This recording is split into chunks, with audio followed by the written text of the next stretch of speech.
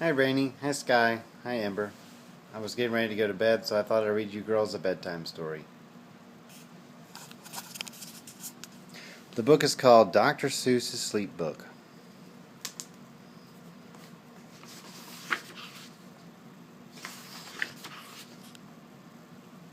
The news just came in from the country of Keck that a very small bug by the name of Van Vleck is yawning so wide you can look down his neck.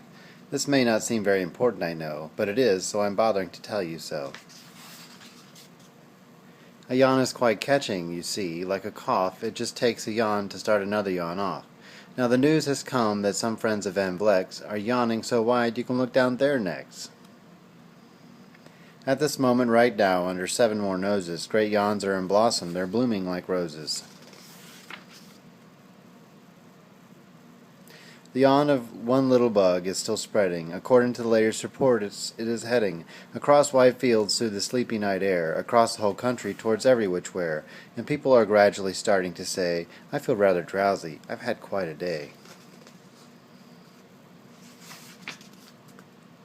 Creatures are starting to think about rest. 2 Biffer birds are now building their nest. They do so each night, and quite often I wonder how they do this big job without making a blunder. But that is their problem now, not yours, and not mine. The point is, they're going to bed, and that's fine. Sleep thoughts are spreading throughout the whole land. The time for night brushing of teeth is at hand. Up Hark Himmers Falls, where the great river rushes, and crashes down crags and great gargling gushes. The Herkimer sisters are using their brushes. Those falls are quite grand for toothbrushing beneath, if you happen to be up that way with your teeth. The news just came in from the castle of Crump that the lighters are out and the drawbridge is up. The old drawbridge drawer is said with a yawn, my drawbridge is drawn and it's going to stay drawn till the milkman delivers milk in the dawn. I'm going to bed now, so nobody better come around with a special delivery letter.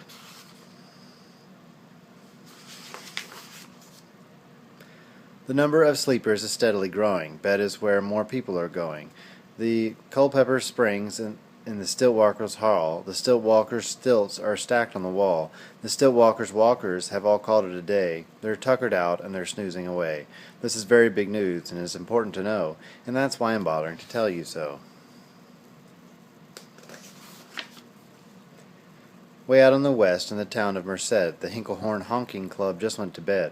Every horn has been quietly hung on a hook for the night in its own private Hinklehorn nook. All this long, happy day they've been honking about. The Hinklehorn honkers have honked themselves out. But they'll wake up quite fresh in the morning, and then they'll start right Hinklehorn honking again. Everywhere creatures are falling asleep. The collapsible fink just collapsed in a heap, and by adding the fink to the others before, I am able to give you the whole who's asleep score. Right now, 40,404. Creatures are happily deeply in slumber. I think you agree that's a whopping fine number. Counting up sleepers, just how do we do it? Really quite simple, there's nothing much to it. We find out how many, we learn the amount by tally count. On a mountain halfway between Reno and Rome, we have a machine in a plexiglass dome, which listens and looks into everyone's home, and whenever it sees a new sleeper go flop, it jiggles and lets a bingle ball drop. Our chap counts these balls as they plop in a cup, and that's how we know who's down and who's up.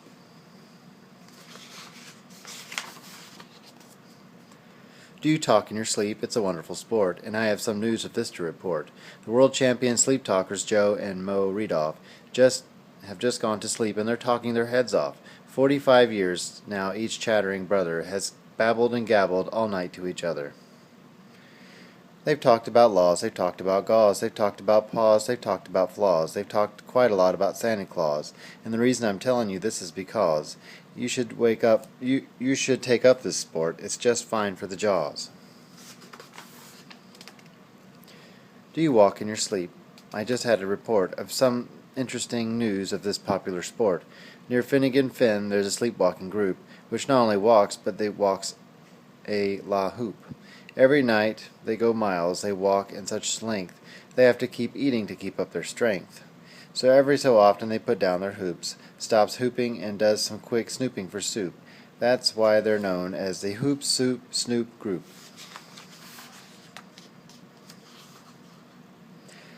Sleepwalking, too, are the curious crandles, who sleepwalk on hills with assorted-sized candles. The crandles walk nightly in slumbering peace, in spite of the slight burns from the hot dripping grease.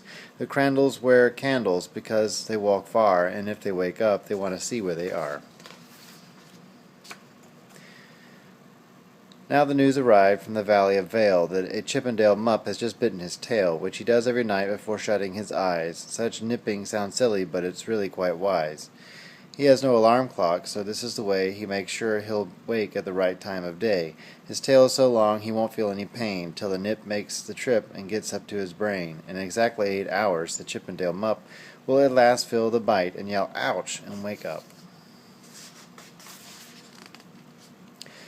Mr. and Mrs. J. Carmichael Knox have just gone to bed in the town of Fort Knox, and they, by the way, have the finest of clocks. I'm not at all sure quite understand just how the thing works with that extra hand, but I do know this clock does one very slick trick. It doesn't tick-tock, it goes talk-tick. So with each tick it's talker, and talks in its ticker. It saves a lot of time, and the sleepers sleep quicker. What a fine night for sleeping, from all that I hear. It's the best night for sleeping in many a year. They've even sleep in the Zowie-back Motel, and people don't usually sleep there too well. The beds are like rocks, and everyone knows the sheets are too short and they won't cover your toes. So if people are actually sleeping in there, it's a great night for sleeping. It must be the air. It's a great night for snorers. I just had a report of some boys who were tops in this musical sport. The snortiest snorers in all of the fair land are the Snorter McPhail and his Snore-a-Snort band. This band can snore Dixie and Old Swanee River so loud it will make 40 elephants shiver. The loudest of all the boys is McPhail. He snores with his head in a 3-gallon pail, so if he snores in a cave 20 miles out of town, if they snore closer in, they would snore the town down.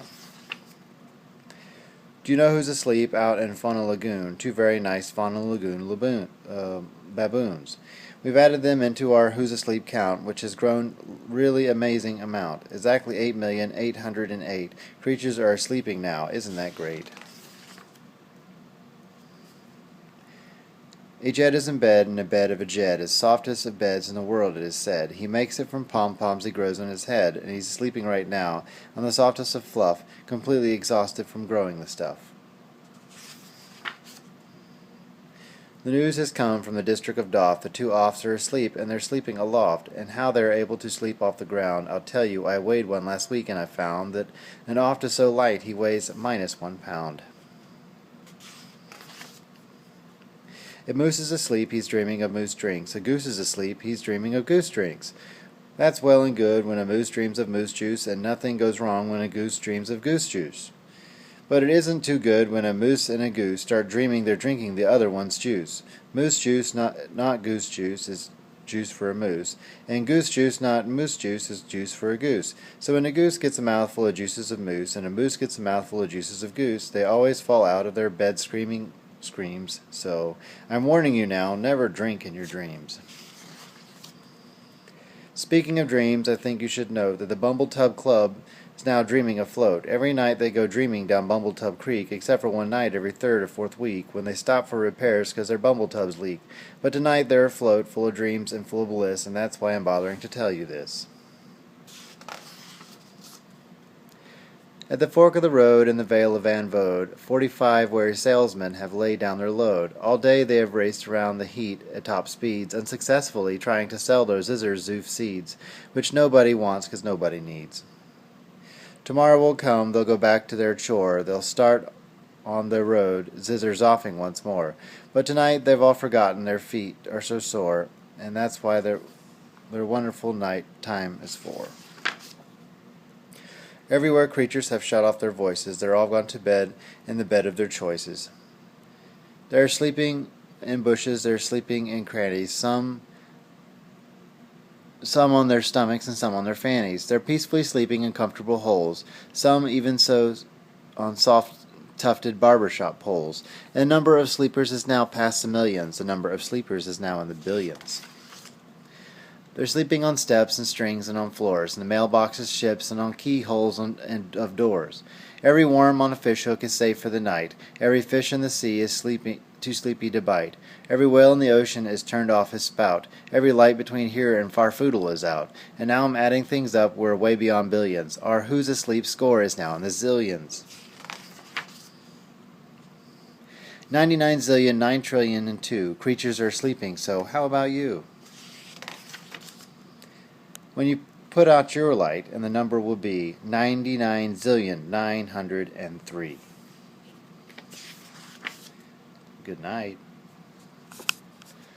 I love you, girls. I miss you a lot, and I can't wait to see you soon. Good night.